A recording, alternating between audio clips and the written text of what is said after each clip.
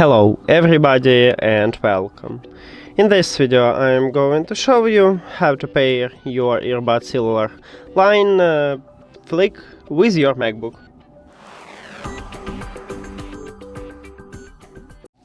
You have to start by press one time at the Bluetooth button at the top. But if you don't have this icon, just go to the control panel and click at the Bluetooth here. Then go to the settings. Now, you need to open the charging case and remove your earbuds from the case.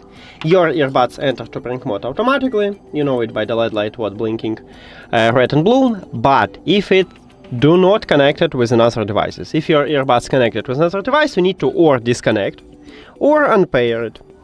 And then your earbuds enter to pairing mode. Now, we see them at the device list, so you need to click connect near to it. And that's it.